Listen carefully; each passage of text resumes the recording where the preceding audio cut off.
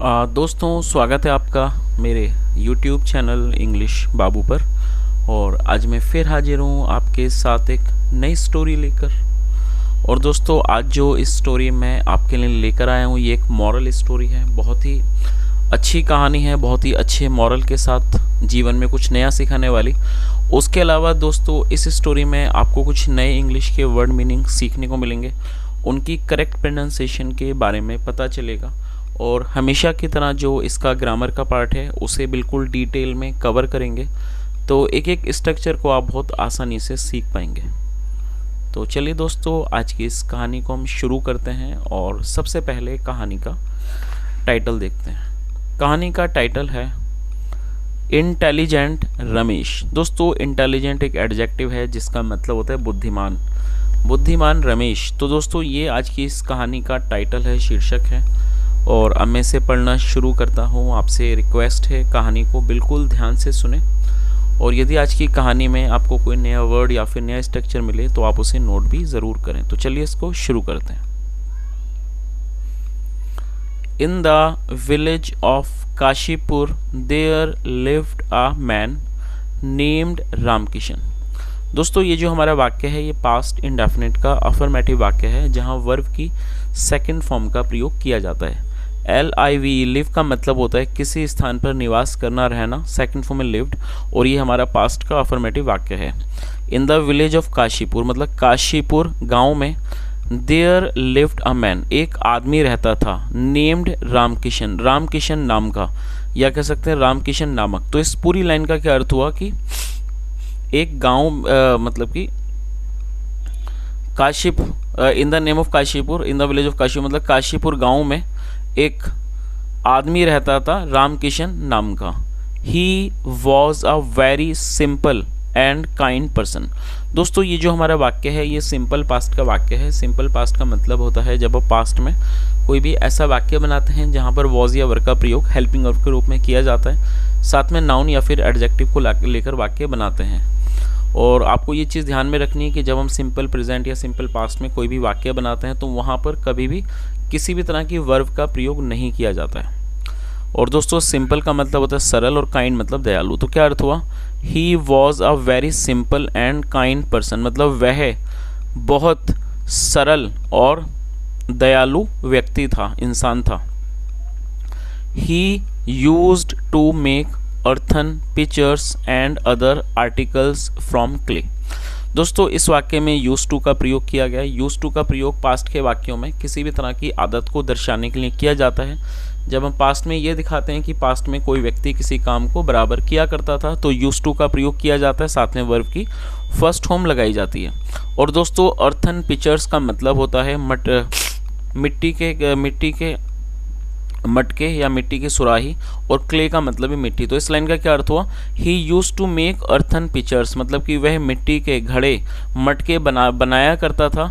And other articles और अन्य सामान, अन्य वस्तुएं फ्रॉम क्ले मिट्टी से। His wife Sumanti was a spiritual lady. और दोस्तों, ये जो वर्ड है स्पिरिचुअल ये एडजेक्टिव है जिसका मतलब होता है आध्यात्मिक। ऐसा व्यक्ति जो आध्यात्म में रुचि लेता हो उसे स्पिरिचुअल कहा जाता है। और आप इस वर्ड को नोट भी कर सकते हैं। तो इस लाइन का क्या अर्थ हुआ? His wife Sumanti was a spiritual lady मतलब उसकी पत्नी सुमंती एक आध्यात्मिक महिला थी। और दोस्तों, मैं थोड़ा माफ़ी चाहूँगा, शायद आवाज़ में आपको थोड़ी सी कमी लगे क्योंकि मुझे सुबह से बहुत तेज़ फीवर था। अब थोड़ी बहुत दवाई खा के मैं इस वीडियो को शूट कर रहा हूँ। वैसे तो गले में बहुत तेज़ दर्द है, लेकिन उसके बाद भी मैं कोशिश कर रहा हूँ कि मैं वीडियो को अच्छा बना सकूँ। चलिए आगे देखिए। They had a son called Ramesh. दोस्तों, ये जो वाक्य है ये हमारा पास्ट का पजेसिव वाक्य है। पजेसिव का मतलब होता है जब हम कोई ऐसा वाक्य बनाते हैं जहाँ पर ये दिखाते हैं किसी के पास कुछ पास्ट में था, तो इस तरह का वाक्य पास्ट का पजेसिव वाक्य कहलाता है, जहाँ पर हैड का प्रयोग हेल्पिंग वर्ब के रूप में किया जाता है।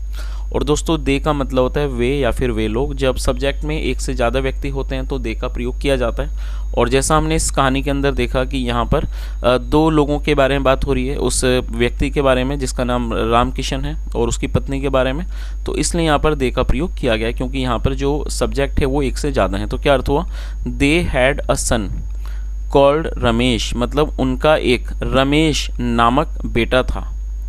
Ramesh was a very intelligent boy and was good at studies. और दोस्तों ये भी हमारा सिंपल पास्ट का वाक्य है जहाँ पर वॉज का प्रयोग हेल्पिंग वर्ब के रूप में किया गया है। Ramesh was a very intelligent boy, मतलब रमेश एक बहुत बुद्धिमान लड़का था।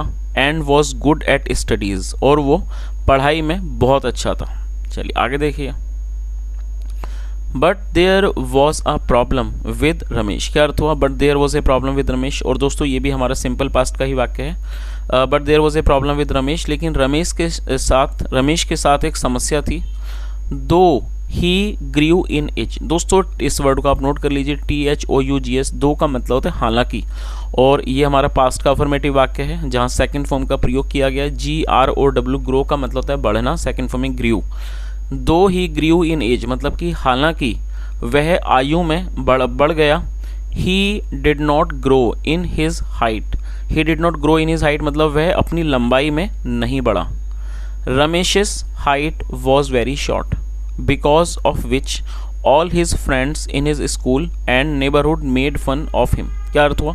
दोस्तों यहाँ रमेश के बाद एपिस्ट्रोफी एस का प्रयोग किया गया, और जब हम एपिस्ट्रोफी एस का प्रयोग करते हैं इसका मतलब होता है काके की, जब हम किसी नाम या व्यक्ति के साथ कुछ जोड़ना चाहते हैं तो वहाँ पर एपिस्ट्रोफी एस का प्रयोग किया जाता है। अच्छा, यहाँ पर मैं आपको एक छोटी सी बात पर ध्यान दिलाना चाहूँगा। जैसे मैंने इसको ये रमेश लिखा है और मैंने इसको रमेशेस पढ़ा है, हालांकि आप देख सकते हैं यहाँ पर एस नहीं लगा, ES नहीं है, लेकिन यहाँ पर जो प्रोनाउंसिएशन आ रही है वो आ रही है ES की, तो मैं इसको रमेशेस पढ़ रहा हूँ। दोस्तों इसका रीज़न ये है कि यदि आप इसमें अपनी तरफ से E ऐड नहीं करेंगे तो आप इसकी प्रोनाउंसिएशन जो है करेक्ट तरीके से नहीं कर पाएंगे, और यही कारण है कि इसको करेक्ट पढ़ने के लिए यहाँ पर आपको इसको एपिस्ट्रोफी एस तो लगाया जाएगा, लेकिन जब आप इसको पढ़ेंगे तो आपको ES लगाना होगा। तो आप इस चीज़ को याद रखें कि जब आप कोई ऐसे वर्ड के साथ, ऐसे शब्द के साथ एपिस्ट्रोफी एस लगा रहे हैं जिसके अंत में H आता है, तो उसमें आपको पढ़ते टाइम ES का साउंड देना है। तो क्या अर्थ हुआ? रमेशेस। तो क्या अर्थ हुआ? रमेशेस हाइट वॉज वेरी शॉर्ट, मतलब कि रमेश की हाइट मतलब लंबाई, रमेश की लंबाई बहुत छोटी थी।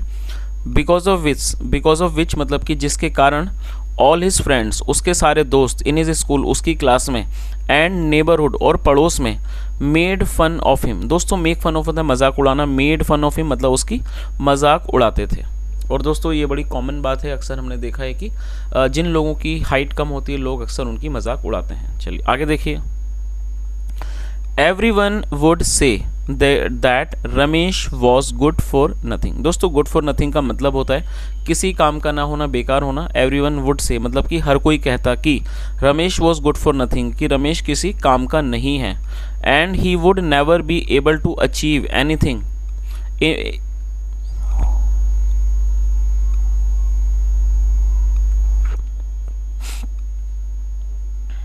And he would never be able to achieve anything big in his life, और वह कभी भी अपने जीवन में कुछ बड़ा हासिल नहीं कर पाएगा। दोस्तों अचीव का मतलब होता है हासिल करना। तो इस पूरी लाइन का क्या अर्थ निकला है यहाँ से देख लेते हैं कि everyone would say that Ramesh was good for nothing, मतलब हर कोई कहता कि रमेश किसी काम का नहीं है। एंड और he would never be able to achieve anything big in his life, और वह अपने जीवन में कभी भी कुछ भी बड़ा हासिल नहीं कर पाएगा, मतलब किसी भी बड़ी चीज़ को हासिल नहीं कर पाएगा। चलिए आगे देखिए।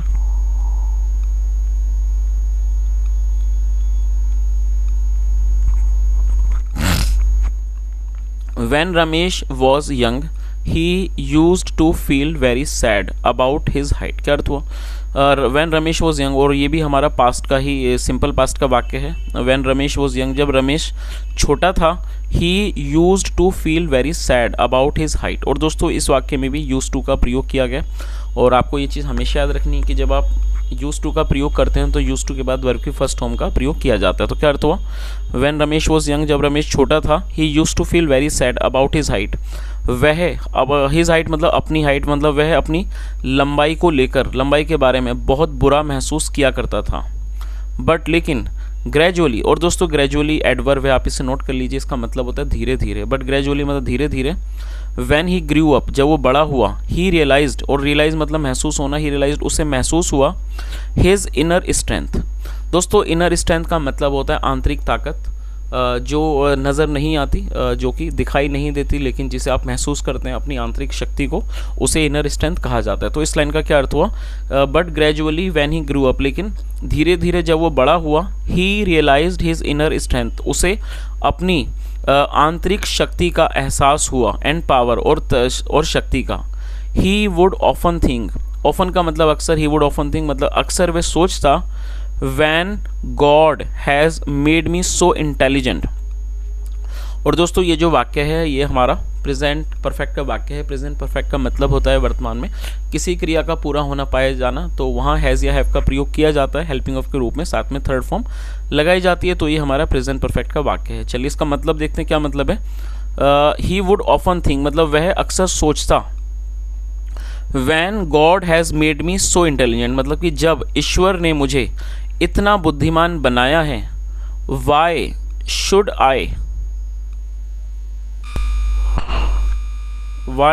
I worry about my height. Why should I worry about my height मतलब कि मुझे अपनी लंबाई के बारे में चिंता क्यों करनी चाहिए। तो दोस्तों इस पूरी लाइन का क्या मतलब हुआ कि अक्सर वह सोचता कि जब ईश्वर ने मुझे इतना बुद्धिमान बनाया है तो मुझे why should I worry about my height, मुझे अपनी हाइट मतलब कि मुझे अपनी लंबाई के बारे में चिंता क्यों करनी चाहिए। Why should I bother about what others say about me. और दोस्तों शुड का प्रयोग किया जाता है चाहिए, जब हम वाक्य में चाहिए लगाना चाहते हैं तब शुड का प्रयोग किया जाता है, और बॉदर का मतलब होता है परेशान होना। तो क्या अर्थ हुआ? Why should I bother about what others say about me मतलब कि लोग जो मेरे बारे में कहते हैं उस मतलब उसके लिए मुझे बुरा मतलब कि परेशान क्यों होना चाहिए। आई नो मैं जानता हूँ, दैट कि I am short in height कि मैं लंबाई में छोटा हूँ, शॉर्ट मतलब छोटा होना, बट लेकिन स्टिल। और दोस्तों स्टिल का मतलब होता है अभी भी या फिर भी। तो क्या कहता है कि I know that I am short in height मतलब मैं जानता हूँ कि मैं लंबाई में छोटा हूँ, बट लेकिन still I am born with my on unique talents. लेकिन उसके बावजूद भी मतलब फिर भी आई एम बॉर्न मतलब मेरा जन्म हुआ है with my on unique talents मेरे अपने खुद की अलग प्रतिभाओं के साथ, एंड स्ट्रेंथ और शक्तियों के साथ, which make me so much special जो मुझे बहुत ज़्यादा स्पेशल मतलब कि विशेष बनाते हैं। चलिए आगे देखिए।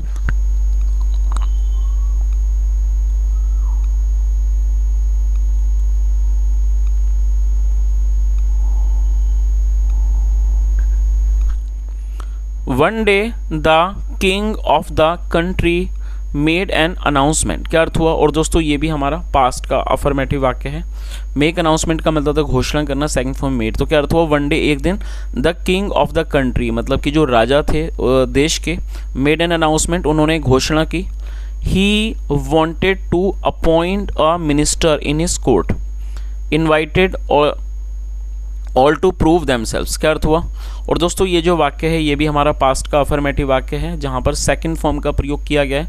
वांट का मतलब होता है चाहना, सेकंड फॉर्म में वांटेड। और दोस्तों अपॉइंट का मतलब होता है नियुक्त करना, किसी व्यक्ति को काम पर रखना। तो क्या अर्थ हुआ? He wanted to appoint a minister in his court मतलब वह अपने दरबार में, इन हिज कोर्ट मतलब अपने दरबार में एक मंत्री को नियुक्त करना चाहते थे। And invited all to prove themselves, prove मतलब साबित करना, और उन्होंने सभी को आमंत्रित किया अपने आप को साबित करने के लिए।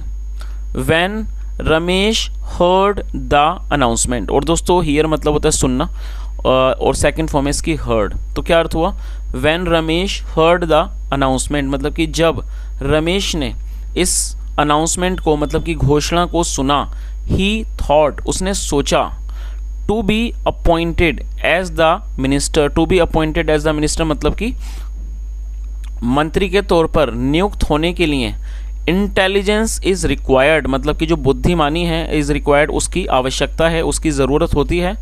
सीन्स क्योंकि आई एम वेरी वाइज मतलब मैं बहुत समझदार हूँ। दोस्तों वाइज मतलब समझदार होना, एंड इंटेलिजेंट और बुद्धिमान बॉय। मतलब उसने क्या सोचा? Scenes I am very wise and intelligent boy क्योंकि मैं एक बहुत समझदार और बुद्धिमान लड़का हूँ। आई थिंक मुझे लगता है, द किंग माइट चूज मी कि शायद जो राजा हैं वो मुझे चुनेंगे एज हिज मिनिस्टर अपने मंत्री के तौर पर इन द कोर्ट दरबार में। आई थिंक मुझे लगता है, आई शुड गो मुझे जाना चाहिए, एंड अप्लाई और आवेदन करना चाहिए, फॉर द पोस्ट इस पद के लिए। चलिए आगे देखिए। The next morning Ramesh was getting ready to leave for the king's palace. क्या मतलब हुआ? और दोस्तों ये जो हमारा वाक्य है ये पास्ट कॉन्टिन्यूस का वाक्य है, और जब हम पास्ट कॉन्टिन्यूस में कोई भी वाक्य बनाते हैं तो वहाँ पर वॉज वर्ग के साथ वॉज या वर्ग का प्रयोग हेल्पिंग वर्ब के रूप में किया जाता है, साथ में फोर्थ फॉर्म लगाई जाती है। और दोस्तों READY रेडी एडजेक्टिव है। अब दोस्तों यहाँ पर एक छोटी सी बात है जो आपको सीखनी होगी कि जब हम कोई भी ऐसा वाक्य बनाते हैं जहाँ पर आप एडजेक्टिव को वर्ब के रूप में प्रयोग करना चाहते हैं तो आप डायरेक्टली ऐसा नहीं कर सकते, तो वहाँ पर आपको एक सपोर्टिंग वर्ब का प्रयोग करना होता है। और जब आप सपोर्टिंग वर्ब का प्रयोग करेंगे तो उस एडजेक्टिव को वर्ब आप बनाकर इस्तेमाल कर सकते हैं। तो यहाँ पर सपोर्टिंग वर्ब के तौर पर गेट का प्रयोग किया गया है, और ये हमारा पास्ट कॉन्टिन्यूस का वाक्य है, इसलिए रूल के अकॉर्डिंगली पास्ट कॉन्टिन्यूस का रूल होता है कि वॉज वर्ब के साथ वर्ब की फोर्थ फॉर्म लगाई जाती है, तो गेट की फोर्थ फॉर्म होती है गेटिंग। तो इस तरह से आपको ये चीज़ याद रखनी है कि जब आप कोई भी ऐसा वाक्य बनाते हैं जहाँ पर एडजेक्टिव को आप वर्ब के तौर पर प्रयोग करना चाहते हैं तो आपको वहाँ पर कोई ना कोई सपोर्टिंग वर्ब का प्रयोग करना होता है। जैसे मान लीजिए आप वाक्य बनाते हैं कि वह घबरा रहा था, तो आप क्या बनाएंगे, ये भी अब इसमें आपको एक एडजेक्टिव का प्रयोग करना होगा नर्वस। अब आप नर्वस के साथ कोई भी चेंजेस नहीं कर सकते क्योंकि नर्वस एक एडजेक्टिव है, तब आप उसको वर्ब बनाने के लिए गेट का प्रयोग करेंगे। तो ये वाक्य क्या बनेगा, वह घबरा रहा था, तो आप क्या बनाएंगे, ही वॉज गेटिंग नर्वस, वह घबरा गया, ही गॉट नर्वस। तो बस आपको क्या करना है कि एडजेक्टिव को तो वर्ब आप एडजेक्टिव को आप यूज़ कर सकते हैं, लेकिन आपको वहाँ पर एक सपोर्टिंग वर्ब का प्रयोग करना होगा। चलिए, मैं उम्मीद करता हूँ ये बात आपको अच्छे से समझ आई होगी। चलिए इसको देख लेते हैं क्या इसकी मीनिंग हुई। द नेक्स्ट मॉर्निंग मतलब कि अगली सुबह रमेश वॉज गेटिंग रेडी, मतलब जो Ramesh was getting ready to leave मतलब जाना, फॉर द किंग्स पैलेस। और दोस्तों यहाँ किंग्स मतलब राजा का, किंग के बाद एपेस्ट्रोफी एस मतलब काके की, किंग्स पैलेस मतलब राजा का महल। तो इस पूरी लाइन का क्या अर्थ हुआ कि अगली सुबह Ramesh was getting ready to leave for the king's palace, मतलब अगली सुबह रमेश राजा के महल के लिए रवाना होने के लिए तैयार हो रहा था, या कह सकते हैं अगली सुबह रमेश तैयार हो रहा था राजा के महल के लिए निकलने के लिए। When he saw जब उसने देखा himself in the mirror। और दोस्तों ये भी हमारा पास्ट का अफर्मेटिव वाक्य है जहाँ सेकंड फॉर्म का प्रयोग किया जाता है। सी का मतलब होता है देखना, सेकंड फॉर्म है सो, SEEC मतलब फर्स्ट फॉर्म, और ये सेकंड फॉर्म है SAW so. When he saw himself अपने आप को खुद को, when he saw himself in the mirror मतलब जब उसने अपने आप को खुद को आईने में देखा, शीशे में देखा, फॉर ए मोमेंट एक क्षण के लिए, ही अगेन फेल्ट वरीड उसे दोबारा से चिंतित महसूस हुआ, उसने दोबारा से मतलब चिंता महसूस की, एंड थॉट और सोचा, I am so short in height मतलब कि मैं लंबाई में बहुत छोटा हूँ, how would the king notice my presence और जो राजा हैं वो किस तरह से मेरी प्रेजेंस को मतलब मेरी उपस्थिति को नोटिस करेंगे, how will he respond to me मतलब वह मेरे को कैसे रिस्पॉन्ड करेंगे मतलब वो उनकी मेरे प्रति क्या प्रतिक्रिया होगी, what if he makes fun of me मतलब क्या होगा यदि वो मेरा मजाक उड़ाते हैं, how should I impress him मुझे उनको प्रभावित मतलब कि प्रभावित कैसे करना चाहिए। और दोस्तों इम्प्रेस को आप नोट कर सकते हैं, इम्प्रेस का मतलब होता है प्रभावित करना। तो उसने क्या सोचा, how should I impress him मतलब मुझे उनको प्रभावित कैसे करना चाहिए। चलिए आगे देखिए, suddenly he got a bright idea. और दोस्तों ये भी हमारा पास्ट का अफर्मेटिव वाक्य है। गेट का मतलब है मिलना, प्राप्त होना, और ये गेट की सेकंड फॉर्म में got. Suddenly he got a bright idea मतलब अचानक उसे एक अच्छा विचार सूझा। आई थिंक मतलब मुझे लगता है, my height can still be an obstacle to get the fair attention of the king. क्या अर्थ हुआ।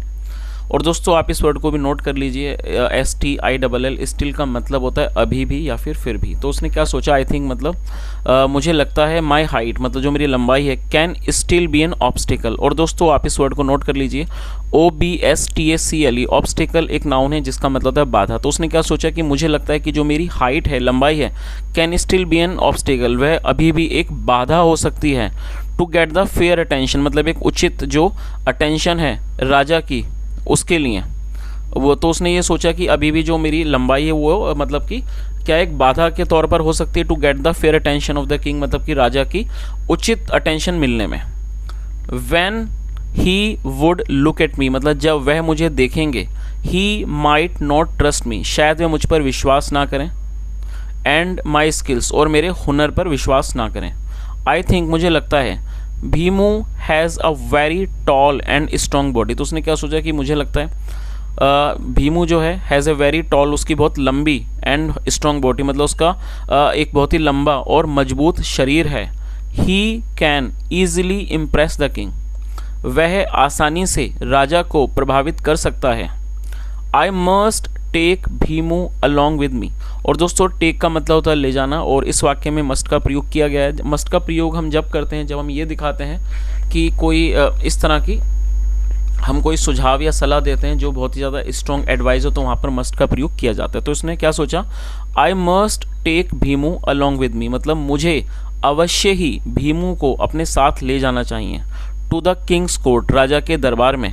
एंड टुगेदर इट, और एक साथ। इट कैन बी ईजी, ये आसान हो सकता है। फॉर अस, हमारे लिए। टू कन्विंस द किंग, राजा को कन्विंस करना मतलब कि राजा को मनाना, ये हमारे लिए आसान हो सकता है। चलिए आगे देखिए।